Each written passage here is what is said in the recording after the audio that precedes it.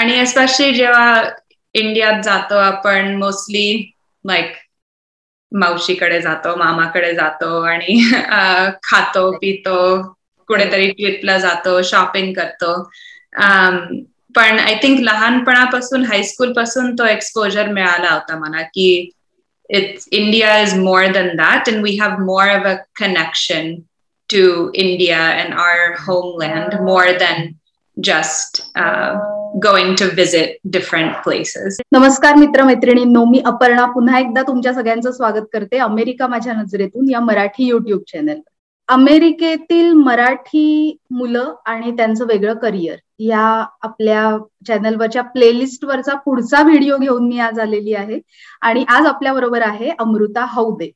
अमृता बॉस्टनहून आपल्या बरोबर आज कनेक्ट झालेली आहे आणि अमेरिकेतच जन्मलेली, अमेरिकेतच वाढलेली, अमेरिकेतच शिक्षण झालेली अशी अमृता आणि तरी सुद्धा तिचं स्वतःचं असं भारताशी एक वेगळं नातं तिने तयार केलेलं आहे. तर हे नातं तिने कसं तयार केलंय आणि त्याचा तिच्या करिअरशी काय संबंध आहे हे आज आपण तिच्या बरोबर गप्पातून समजून घेणार आहोत. तर welcome Amruta, welcome to Marathi YouTube channel America माझ्या नजरेतून. Thank you.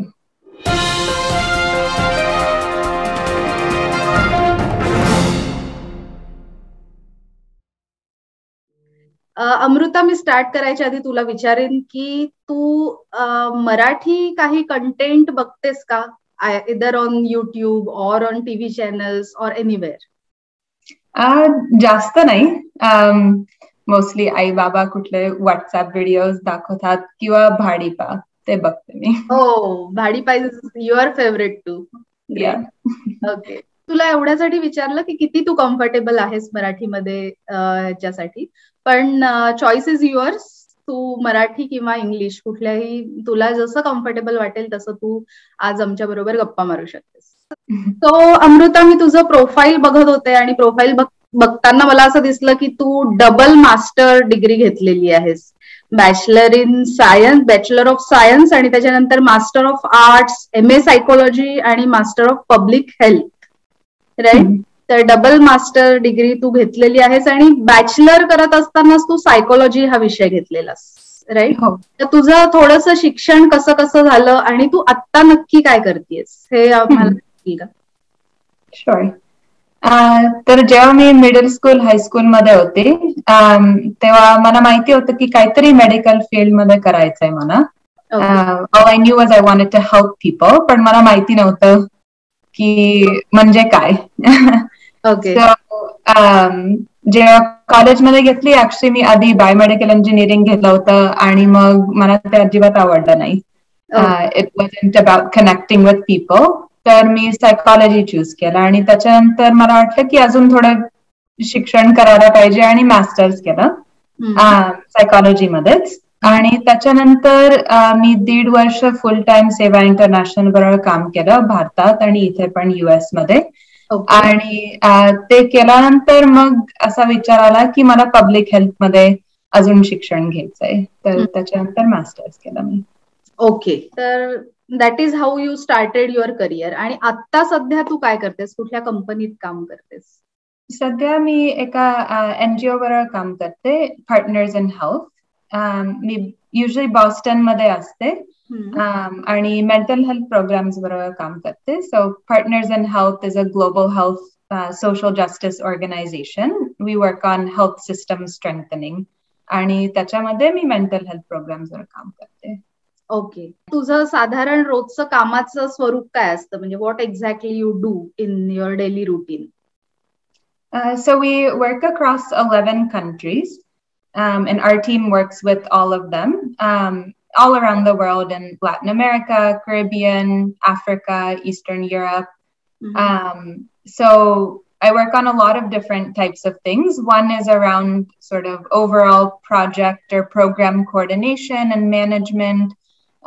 We do a lot around cross-site knowledge exchange and learning, sharing different resources and information across these different countries on how to implement mental health programs. And now I also work more on data systems. For example, electronic medical records or designing mobile apps for collection for community health workers to use. Okay. So in turn, you are doing some sort of engineering work as well, data science and learning it. तर तू मगाशी सांगितलंस की along with formal education तू सेवा इंटरनॅशनलचं पण 1.5 वर्ष काम केलंस भारतात आणि इथे पण. तर ते काम कसं होतं आणि how do you started working with Seva international आणि how you decided to work full time for Seva international? तर आय गेस आम्ही सेवा इंटरनॅशनल बरोबर खूप वर्षापासून काम करतोय इथे अटलांटामध्ये आधी. आणि जेव्हा मी 9वीत होती किंवा 10वीत जाणार होती तेव्हा आम्ही पुण्याला गेलो होतो जस्ट समर वेकेशन साठी. पण त्यावेळी इथे जे ओळखीचे होते त्यांनी आम्हाला एक प्रोजेक्ट बद्दल सांगितलं होतं पुण्यामध्ये. तर आम्ही तसे कनेक्ट झालो आणि समरमध्ये जस्ट थोडे आठवडे एका सेवा वस्तीमध्ये स्लम एरियामध्ये जायचे. Just to see the area, to understand what the NGO is doing. And then I used to go there once a week. So तेव्हा आम्ही कनेक्ट झालो with Seva International and Seva International's projects in India. आणि मग 2012 मध्ये जेव्हा मी bachelors करत होती तेव्हा मी एक प्रोग्राम केला युवा फॉर सेवा, which is for college students through Seva International going to India and working on different Seva projects. So तेव्हा मी 3 महिने पुण्यात होती.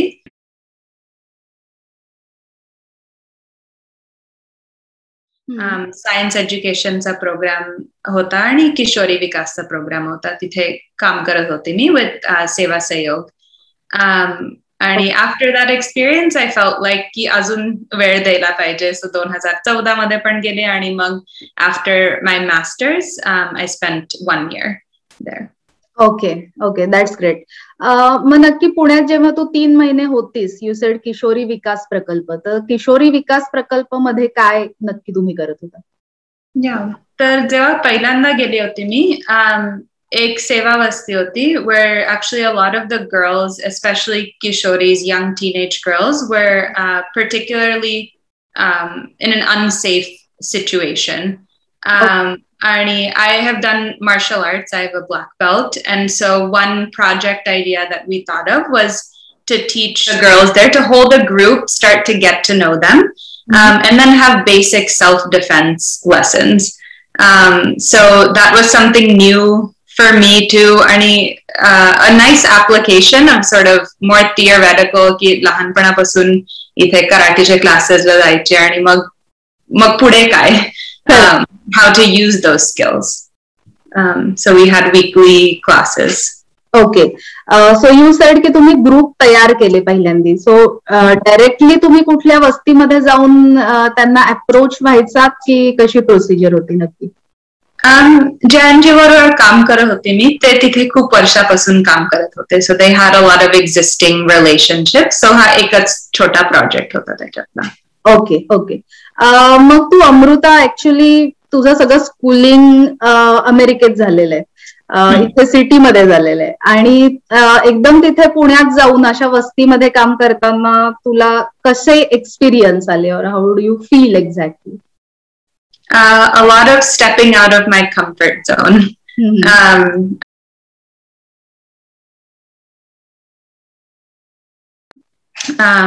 So I don't know, it was easy, I think, in some ways.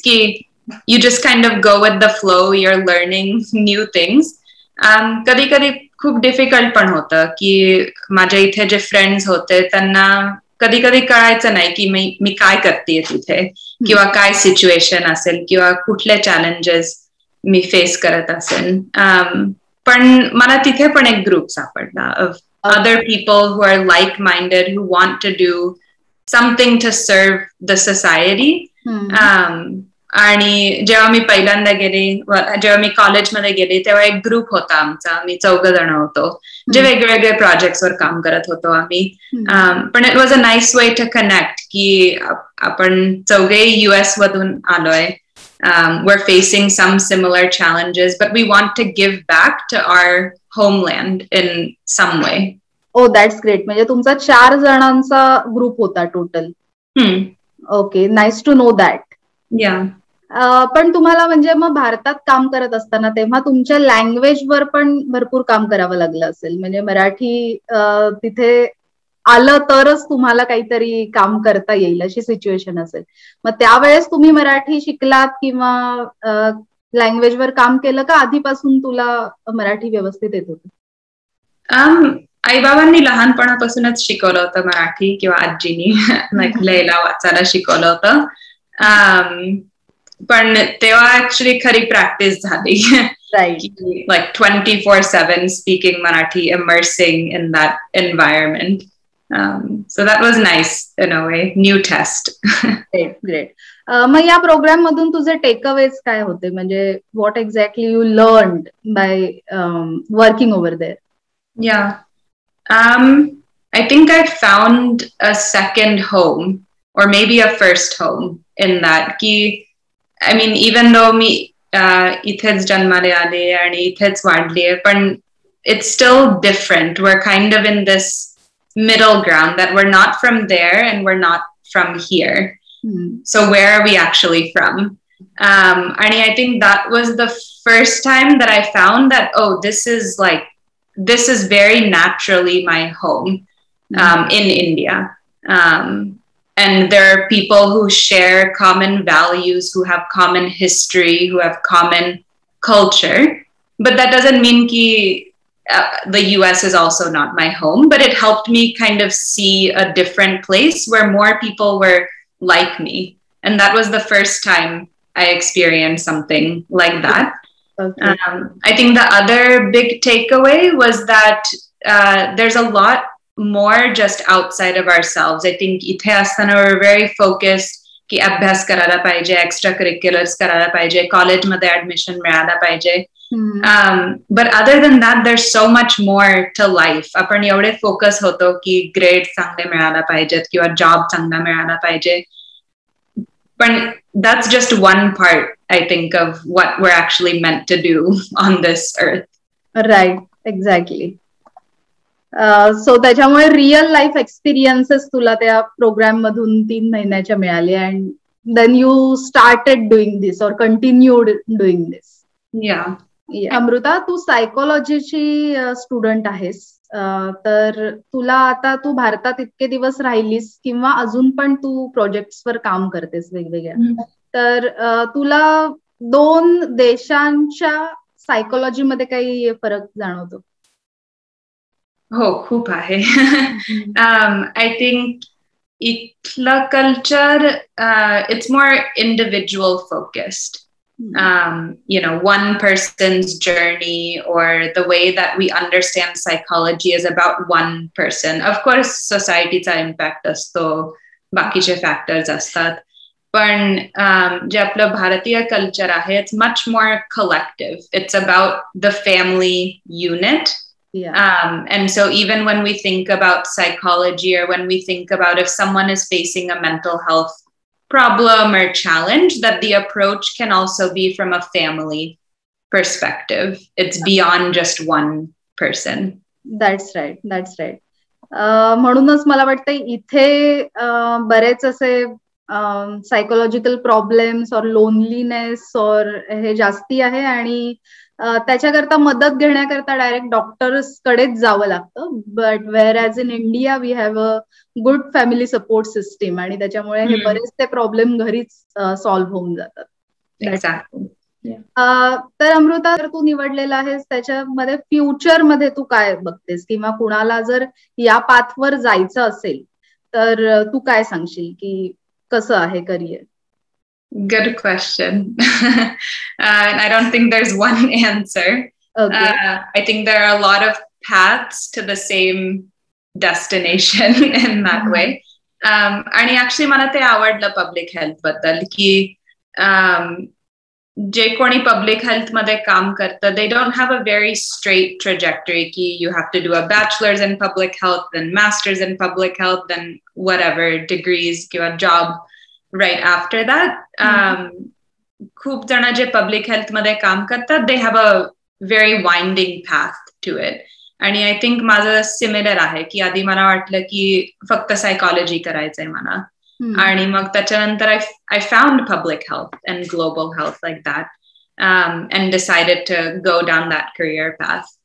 And I guess future is still kind of a question mark. Okay. Right now, I like what I'm doing. I'm learning. I'm enjoying. And the next thing I think will come along at its own time. That's right. You're getting life lessons actually. In this diverse fields, I can say. So definitely तुला काहीतरी चांगलं एक गोल किंवा काहीतरी चांगलं future नक्कीच तू attend करशील.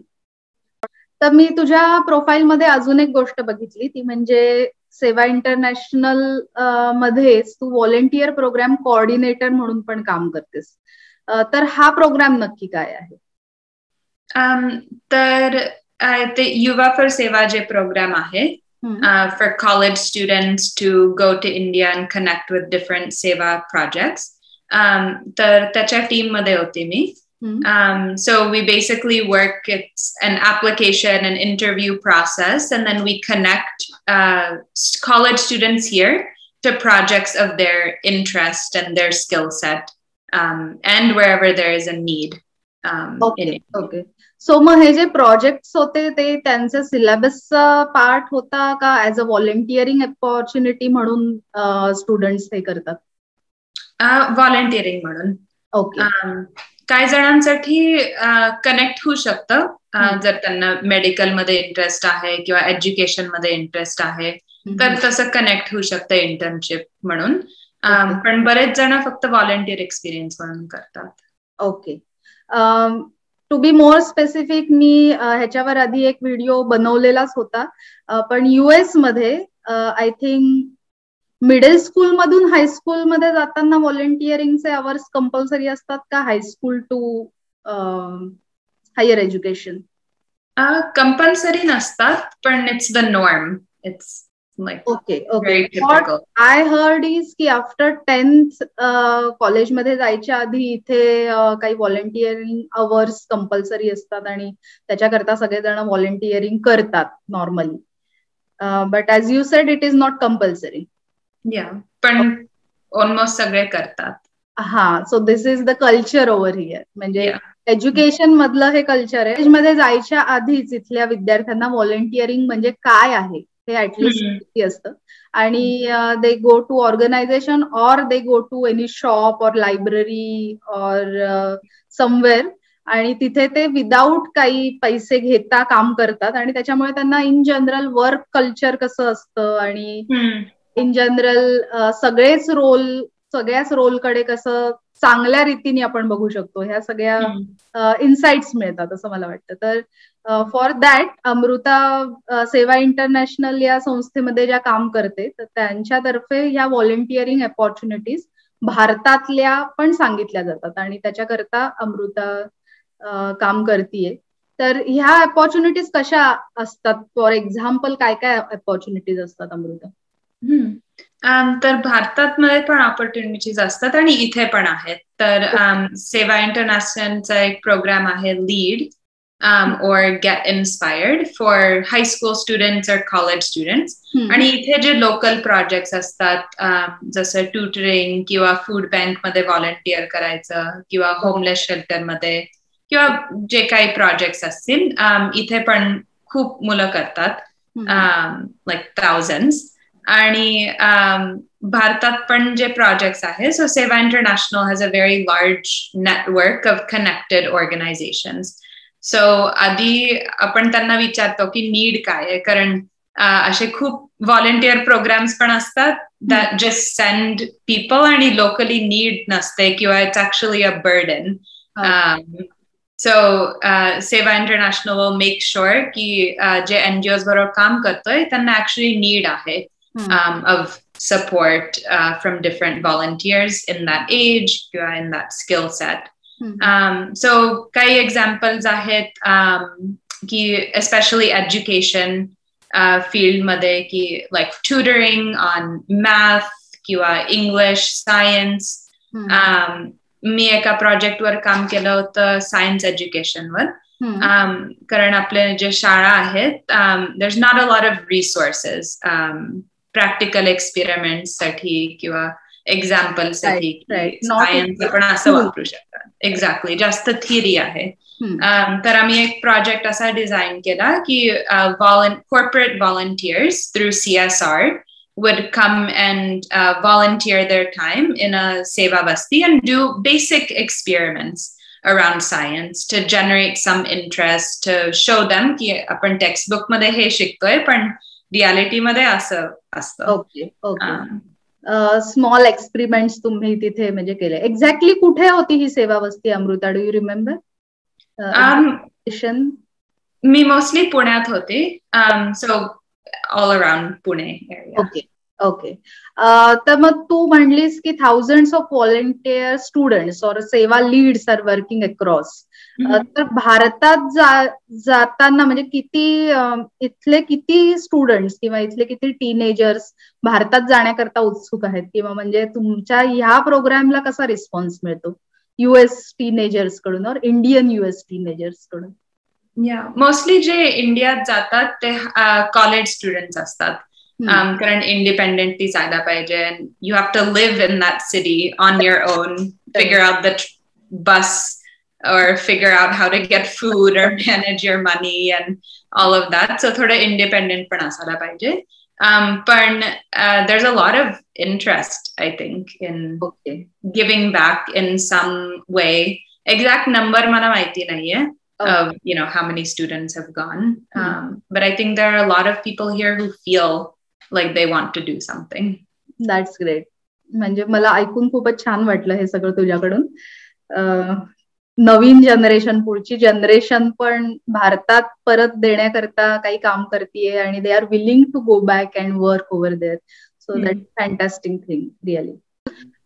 So Amruta, rather than social work, तुझे फेवरेट पास टाइम्स काय आहेत? I like to read a lot. लहानपणापासून मला खूप वाचायला आवडतं. Lots of fiction books. पण actually one book आपण जे मगाशी बोलत होतो about being connected to a community. एक पुस्तक मी recently जे वाचलं होतं, it's Together by Dr. Vivek Murthy, who's the US Surgeon General and who's also an Indian American. And he had a nice perspective on how loneliness is actually a public health problem. And at the root of all of our challenges, health challenges or societal challenges, is loneliness. So I thought it connected nicely into Magashi bolat hoto about being connected to a community. Right. आणि specially मला असं वाटतं की आता जे past pandemic झालेलं आहे from 2020 onwards, हे जास्ती वाढलं असेल लोनलीनेस वगैरे, especially in this country, as बरेच जण एकटे राहतात इथे घरामध्ये वगैरे. त्यामुळे म्हणजे चॅलेंजिंग आहे हे सगळं आणि मला वाटतं त्याच्यामध्ये काम करायला पाहिजे बऱ्याच जणांनी, अशी सिच्युएशन. अमृता, तुला किती भाषा येतात? 4. बिसाइड्स इंग्लिश आणि मराठी, हिंदी पण बोलते आणि स्पॅनिश. Spanish, okay, right. इथे स्कूलमध्ये स्पॅनिश पण सेकंड लँग्वेज असते. हो. So thank you so much Amrita, तू आज आलीस, आमच्या बरोबर गप्पा मारल्यास. आणि एस्पेशली मला तर खूप छान वाटलं की इथली सेकंड जनरेशन भारतात परत जाऊन काहीतरी करायचा विचार करते आणि असे तुझ्यासारखेच बरेच जण इथे आहेत हे ऐकून. तर वन लास्ट थिंग, तुला काय सांगायला आवडेल सगळ्या प्रेक्षकांना की अमेरिकेतली सेकंड जनरेशन किंवा अमेरिकेतली भारतीय जनरेशन कशी आहे, ती काय विचार करते आणि तू हे जे चांगलं काम करतेस त्याला कसा रिस्पॉन्स मिळतोय? खूपदा आमच्या सेकंड जनरेशनला ABCD म्हणतात की American born confuse desi. I think आता जास्त नाही म्हणत, पण I think actually we have a strength in that we have two identities. We're born and brought up here, so we have the positive side of the American culture, but we are also connected, and our roots are back in India and in Bharat, and that is also there. And I think actually the blend of the two identities makes us stronger. आणि जेव्हा आपण विचार करतो की where should I give back? And I think we should actually give back to both places. They're both our homes. They're both our brothers and sisters here in America, back in Bharat. And so I think we have a responsibility and can feel connected to both places equally. Right. That's very true. And as you said, as you worked in Kishori Vikas Prakalp, इथे जे तू karate किंवा हे जे काही self defence techniques शिकली होतीस ते directly जाऊन तिथे तुम्ही अप्लाय केलं आणि त्याचं ऍप्लिकेशन केलं. So that's a very nice thing की इथे ज्या पॉझिटिव्ह गोष्टी आहेत त्या तिथे जाऊन प्रेझेंट करणं किंवा तिथे शिकवणं आणि तिथल्या पॉझिटिव्ह गोष्टी आपल्याबरोबर इथे घेऊन येणं आणि त्या कायम ठेवणं. So once again, thank you so much, Amruta. Nice talking with you. And we will stay connected for sure. Yes, thank you. Thanks a lot.